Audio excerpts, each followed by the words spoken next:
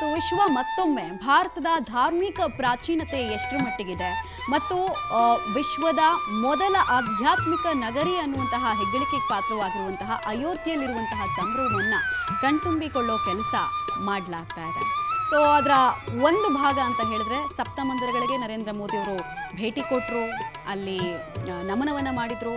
ಅದಾದ ನಂತರ ಬಾಲರಾಮನ ದರ್ಶನಕ್ಕೂ ಕೂಡ ಹೋಗ್ತಾರೆ. ಬಾಲರಾಮನ ದರ್ಶನ ಮತ್ತು ರಾಮ ಮಂದಿರದಲ್ಲಿರುವಂತಹ ದರ್ಬಾರು ಎಲ್ಲವನ್ನ ಗಮನಿಸಿ ಪೂಜೆ ಮಾಡಿ ಆಮೇಲೆ ಧಾರ್ಮಿಕ ಕೈಂಕರ್ಯಗಳಲ್ಲಿ ಭಾಗಿಯಾಗಿ ನಂತರ ಅಲ್ಲಾಗೋದು ಧರ್ಮ ಧ್ವಜ ಸ್ಥಾಪನೆ. ಇದೇ ವಿಚಾರವಾಗಿ ಇನ್ನಷ್ಟು ಮಾಹಿತಿ ಕೊಡೋದಕ್ಕೆ ಆಲ್ರೆಡಿ ನಮ್ಮ ಜೊತೆ ಗೆಸ್ಟ್ಗಳಿದ್ರು. ಪ್ರಸನ್ನಾಚಾರ್ಯ ಕಟ್ಟಿ ಅವ್ರನ್ನ ಮಾತಾಡಿಸ್ತೀನಿ. ಆಚಾರ್ಯರೇ, ಈಗ ಈ ಧರ್ಮ ಧ್ವಜ ಸ್ಥಾಪನೆಯ ಮೂಲ ಅಂತ ಹೇಳಿದ್ರೆ ಧ್ವಜಸ್ತಂಭದ ಸ್ಥಾಪನೆ ಹಿನ್ನೆಲೆ ಏನು? ಧ್ವಜಸ್ತಂಭದ ಸ್ಥಾಪನೆ ಹಿನ್ನೆಲೆ ಏನಾದರೂ ದೇವತೆಗಳು ಬಂದು ಇಲ್ಲಿ ನೆಲೆಸಲಿ ಅನ್ನುವಂತಹ ಆಹ್ವಾನ ಕೊಡುವಂತಹ ರೀತಿನ ಅದು ಹೇಗೆ ಅಂತ? ಬಹಳ ವಿಶಿಷ್ಟವಾದ ಸೂಕ್ತವಾದ ಇದು ಪ್ರಶ್ನೆ, ಉಚಿತವಾದ ಪ್ರಶ್ನೆ ಅಂತ ಹೇಳ್ಬೋದು. ನಮ್ಮ ವಿಶೇಷವಾಗಿ ಈ ದಕ್ಷಿಣ ಪ್ರಾಂತದಲ್ಲಿ ನೋಡ್ತಕ್ಕಂಥದ್ದಾದರೆ ದೇವಸ್ಥಾನದ ಮುಂದೆ ಒಂದು ವಿಶಿಷ್ಟವಾದಂತಹ ಸ್ತಂಭ ಇರ್ತದೆ. ಅದನ್ನು ಗರುಡ ಸ್ತಂಭ ಎಂಬುದಾಗಿಯೂ ಕೂಡ ಹೇಳ್ತಕ್ಕಂತಹ ಒಂದು ವಿಶೇಷ ರೂಢಿ ಉಂಟು.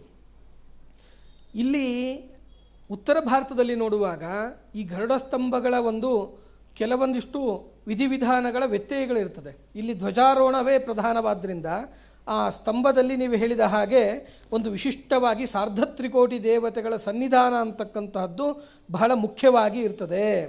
ಆ ಎಲ್ಲದರ ಮೇಲೆ ಆ ಸರ್ವೋತ್ಕೃಷ್ಟನಾದಂತಹ ಸರ್ವಗುಣ ಪರಿಪೂರ್ಣನಾದಂತಹ ಭಗವಂತ ಆ ಧ್ವಜದಲ್ಲಿ ಸನ್ನಿಹಿತನಾಗ್ತಾನೆ ತದನಂತರದಲ್ಲಿ ಎಂಬುದಾಗಿ ಶಾಸ್ತ್ರದ ಒಂದು ವಿಶಿಷ್ಟವಾದ ಉಲ್ಲೇಖ ಎಂಬುದಾಗಿ ಕೂಡ ನಾವು ತಿಳಿದುಕೊಳ್ಳಬಹುದು. ಆ ನಿಟ್ಟಿನಲ್ಲಿ ನೋಡ್ತಕ್ಕಂಥದ್ದಾದರೆ ವಿಶಿಷ್ಟವಾಗಿ ಇವತ್ತಿನ ದಿನವೇ ಇದಕ್ಕೆ ಸೂಕ್ತ ಎಂಬುದಾಗಿ ನಿಗದಿಪಡಿಸಿರ್ತಕ್ಕಂತಹ ಒಂದು ವ್ಯವಸ್ಥೆಯನ್ನು ಜ್ಯೋತಿಷ್ಯದ ತಳಹದಿಯಲ್ಲಿ ನಾವು ಅರ್ಥ ಮಾಡಿಕೊಳ್ತಾ ಹೋಗೋದಾದರೆ ಬೇಕಾದಷ್ಟು ವಿಶೇಷಗಳು ಉಂಟು ಅದರಲ್ಲಿ. ಅಂದರೆ ಇವತ್ತು ನಾವು ದಿನಾಂಕದ ಪ್ರಕಾರ ನೋಡಬಹುದು. ಅದಾದ ನಂತರದಲ್ಲಿ ವಿಶ್ವಾವಸು ನಾಮ ಸಂವತ್ಸರದ ಮಾರ್ಗಶಿರ ಮಾಸದ ಒಂದು ಏನು ಶುಕ್ಲ ಪಕ್ಷದ ಪಂಚಮಿ ಅಂತೇನುಂಟು, ಈ ಪಂಚಮಿ ಅಂತಕ್ಕಂತಹದ್ದು ಬಹಳ ವೈಶಿಷ್ಟ್ಯತೆಯನ್ನು ವಿಶೇಷತೆಯನ್ನು ಹೊಂದಿರತಕ್ಕಂಥದ್ದನ್ನು ಕೂಡ ನಾವು ಗಮನಿಸಬಹುದು. ಅದರಲ್ಲಿ ದಿನದ ವಿಶೇಷತೆಗಳು ಅಂತ ನೋಡ್ತಾ ಬಂದಾಗ ಇದಕ್ಕೆ ಪಂಚಾಂಗ ಅಂತ ಕರೀತಾರೆ. ಪಂಚಾಂಗ ಅಂದರೆ ಯಾವುದು ಅಂದರೆ ತಿಥಿ, ವಾರ, ನಕ್ಷತ್ರ, ಯೋಗ, ಕರಣಗಳನ್ನು ಪಂಚಾಂಗ ಅಂತ ಕರೀತಾರೆ. ಈ ಥರದ ಒಂದು ವಿಶಿಷ್ಟವಾದ ಕಾರ್ಯಗಳನ್ನು ಮಾಡುವಾಗ ಪಂಚಾಂಗ ಶುದ್ಧಿ ಎಂಬುದಾಗಿ ನಾವು ವಿಶೇಷವಾಗಿ ಗಮನ ಹರಿಸ್ತೇವೆ ಪಂಚಾಂಗ ಶುದ್ಧಿಗಾಗಿ. ಅದರಲ್ಲಿ ಪಂಚಾಂಗ ಶುದ್ಧಿ ಮತ್ತು ಶೋಧಿತ ಪಂಚಾಂಗ ಶುದ್ಧಿ ಅಂತ ಎರಡು ವಿಭಾಗಗಳನ್ನು ನೋಡಲಾಗ್ತದೆ. ಆ ರೀತಿಯಲ್ಲಿ ನಾವು ನೋಡ್ತಾ ಬಂದಾಗ ಮೊದಲನೇದಾಗಿ ಪಂಚಮಿ ಅಂತಕ್ಕಂತಹದ್ದು ಇಡೀ ಜ್ಯೋತಿಷ್ಯ ಶಾಸ್ತ್ರದಲ್ಲಿ ಒಂದು ವಿಶಿಷ್ಟವಾದಂತಹ ಸ್ಥಾನವನ್ನು ಪಡೆದಿದೆ. ಇದು ಪಂಚಮಿ ತಿಥಿ ಅಂತಕ್ಕಂಥದ್ದು.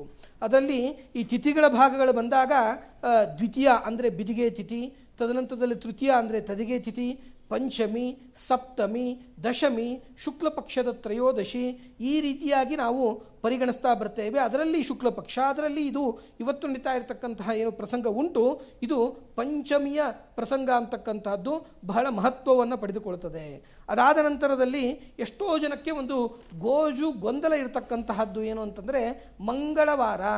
ನಮ್ಮ ದಕ್ಷಿಣ ಪ್ರಾಂತದಲ್ಲಿ ಮಂಗಳವಾರಕ್ಕೆ ಭಯಪಡ್ತಕ್ಕಂತಹ ಜನಗಳು ಅತಿ ಹೆಚ್ಚಿಗೆ ಇರ್ತಾರೆ. ಅಂದರೆ ಶನಿವಾರ ಮಂಗಳವಾರ ಬಂತು ಅಂತಂದರೆ ಆ ದಿನದಲ್ಲಿ ಎಲ್ಲವನ್ನೂ ಕೂಡ ತ್ಯಜಿಸಿ ಬಿಡ್ತಾರೆ, ಎಲ್ಲವನ್ನೂ ಗೌಣ ಮಾಡ್ತಾರೆ ನಮ್ಮ ದಕ್ಷಿಣ ಪ್ರಾಂತದಲ್ಲಿ. ಆದರೆ ಉತ್ತರ ಪ್ರಾಂತದಲ್ಲಿ ಹಾಗಿಲ್ಲ. ಅಲ್ಲಿ ಮಂಗಳವಾರವನ್ನು ಕೂಡ ವಿಶಿಷ್ಟವಾಗಿ ಪರಿಗಣನೆಗೆ ತೆಗೆದುಕೊಳ್ತಾರೆ. ಆ ಮಂಗಳವಾರದ ಒಂದು ನಡೀತಕ್ಕಂತಹ ಒಂದು ವಿಶೇಷ ಸಂದರ್ಭಕ್ಕೆ ಒಂದು ಜ್ಯೋತಿಷ್ಯ ಶಾಸ್ತ್ರದಲ್ಲಿ ಹೇಳ್ತಾರೆ ಮಂಗಳಂ ದದ್ಯಾತ್ ಎಂಬುದಾಗಿ. ಈ ನಿಟ್ಟಿನಲ್ಲಿ ನಾವು ನಕ್ಷತ್ರ, ಯೋಗ, ಕರಣಗಳನ್ನು ನೋಡ್ತಾ ಹೋದಾಗ ಏನಾಗ್ತಾ ಇದೆ ಅಂದರೆ ಅಲ್ಲಿ ಬಂದು ಒಂದು ಉತ್ತರಾಷಾಢ ನಕ್ಷತ್ರ ಅಂತ ಇವತ್ತಿರ್ತಕ್ಕಂಥದ್ದು ಜ್ಯೋತಿಷ್ಯ ಶಾಸ್ತ್ರದಲ್ಲಿ ಹೇಳ್ತಾ ಇದ್ದಾರೆ. ಉತ್ತರಾತ್ರಯ ಅಂತ ಅಂದರೆ ಒಂದು ಹಾಗೆ ಸಂಪರ್ಕದಲ್ಲಿದೆ. ನಾನು ಶೆಲ್ವಪಿಳ್ಳೆ ಅಯ್ಯಂಗಾರ್ ಅವ್ರನ್ನ ಮಾತನಾಡಿಸ್ಬಿಡ್ತೀನಿ. ಗುರುಗಳೇ, ಈಗ ಇವತ್ತಿನ ದಿನ ಮುಹೂರ್ತವನ್ನು ಹೇಗೆ ಆಯ್ಕೆ ಮಾಡಿಕೊಂಡ್ರು, ಯಾವ ಹಿನ್ನೆಲೆಯಲ್ಲಿ ಆಯ್ಕೆ ಮಾಡಿಕೊಂಡ್ರು ಅಂತ ಹೇಳ್ತಾ ಇದ್ರು. ಇದ್ರ ಜೊತೆಗೆ ವಾಲ್ಮೀಕಿ ರಾಮಾಯಣದ ಪ್ರಕಾರ ಸೀತಾರಾಘವರ ಮದುವೆಯಾದ ದಿನವೂ ಕೂಡ ಇದೇ ಮಾರ್ಗಶಿರ ಮಾಸ ಶುಕ್ಲ ಪಕ್ಷದ ಪಂಚಮಿ ಅಂತ ಉಲ್ಲೇಖ ಆಗಿದೆ, ರಾಮಾಯಣದಲ್ಲೇ ಉಲ್ಲೇಖ ಆಗಿದೆ. ಆ ಹಿನ್ನೆಲೆಯನ್ನು ಕೂಡ ಕನ್ಸಿಡರ್ ಮಾಡಿ ಇವತ್ತಿನ ದಿನವನ್ನು ಆಯ್ಕೆ ಮಾಡಿರಬಹುದಾ ಅಂತ ತಮ್ಮ ವ್ಯಾಖ್ಯಾನ ಏನು ಅಂತ? ಇಲ್ಲ, ಅದು ಸರಿಯಾಗಿದೆ.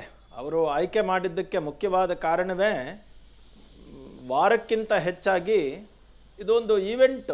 ಇದನ್ನು ಮಾಡಬೇಕಾದ್ರೆ ಇದಕ್ಕೇನೋ ಒಂದು ಹಿನ್ನೆಲೆ ಇರಬೇಕು. ಆ ಹಿನ್ನೆಲೆ ಯಾವುದು ಅಂತ ಕೇಳಿದ್ರೆ ಇದು ಮಾರ್ಗಶಿರ ಮಾಸ. ಇದು ಭಗವಂತ ಮಾರ್ಗಶಿರ ಮಾಸದಲ್ಲಿ ಹೇಳಿದ್ದಾನೆ, ಮಾಸಾನಾಂ ಮಾರ್ಗಶೀರ್ಷೋಸ್ಮಿ ಅಂತ ಭಗವದ್ಗೀತೆಯಲ್ಲಿ ಬರ್ತದೆ. ಅಂದರೆ ಮಾರ್ಗಶೀರ್ಷದಲ್ಲಿ ಮಾಸನೇ ಆ ಭಗವಂತನ ಮಾಸ, ಮತ್ತು ಅದರಲ್ಲಿ ಶುಕ್ಲ ಪಕ್ಷ, ಮತ್ತು ಶುಕ್ಲ ಪಕ್ಷದಲ್ಲೇ ಒಳ್ಳೆ ಕೆಲಸಗಳನ್ನು ಮಾಡಬೇಕು ಅಂತ ಇರುವಂತಹದ್ದು.